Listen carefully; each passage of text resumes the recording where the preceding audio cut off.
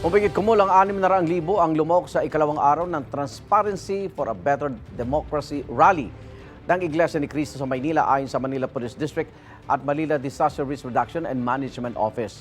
Bago matapos kagabi, nagsalita sa rally si Senadora Amy Marcos na nagbitiw ng mabibigat na alegasyon laban sa kapatid na si Pangulong Bongbong Marcos, pati na kay First Lady Liza Araneta Marcos kaugnay ng iligal na droga. May unang balita si Sandra Aguinaldo. Sa ikalawang araw ng protesta kontra korupsyon ng Iglesia ni Cristo, nagsalita sa entablado si Senadora Amy Marcos. Hayagan niyang binatikos ang kapatid na si Pangulong Bongbong Marcos. Batid ko na nagdadrag siya. Nalaman ko at ng pamilya.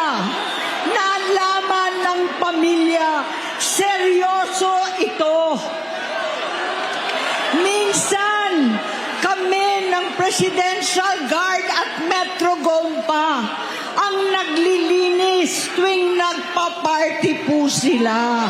Namuhay kaming magkakapatid sa ibang bansa. Kami-kami lang. Kinumbinsi ko pa si Bongbong. Pakasalan mo na si Lisa. Naisip ko noon, kapag nag-asawa siya, malalagay na sa tahimik at magkakaroon ng direksyon.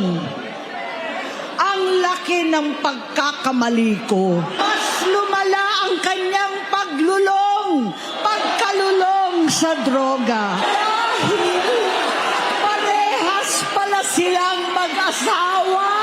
Noong 2016, kasabay ng kampanya ni dating Pangulong Duterte laban sa droga, lumabas ang pangalan ni Bongbong sa listahan. Nakasama siya sa listahan ng mga celebrities. Masinsinan kong kinausap si Pangulong Rodi. Halos manikluhod ako. Sinabi kong ayon sa kapulisan, dapat usigin ang mga pusher at saka na lamang sagipin ang mga user. Naligtas si Bongbong.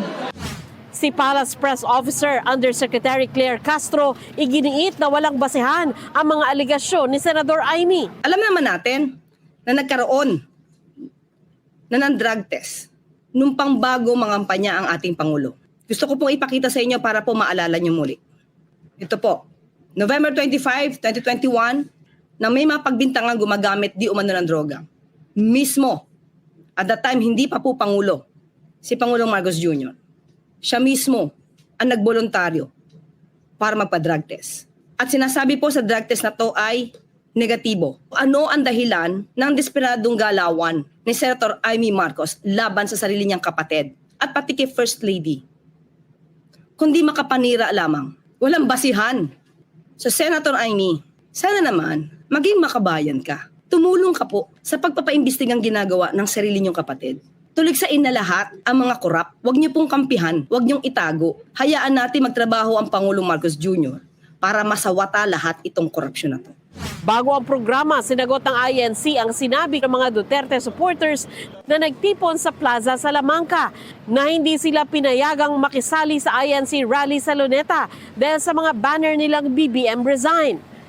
Ayon sa tagapagsalita ng INC na si Ka Edwil Zabala, welcome sumali sa kanila kahit hindi miyembro ng INC basta hindi lilihis sa panawagang transparency, accountability at justice. Wala kaming nakitang mga placard na BBM resign sa rally ng INC, hindi tulad sa pagtitipon ng mga Duterte supporter. Hindi tayo sang-ayon sa revolusyon.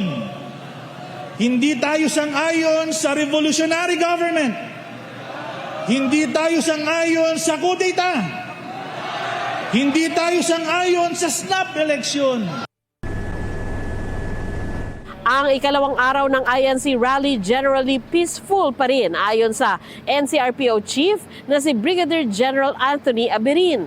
This can be attributed doon sa comprehensive security plan natin and at the same time yung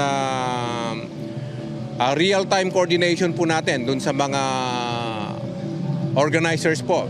Ito ang unang balita. Sandra Aguinaldo para sa GMA Integrated News.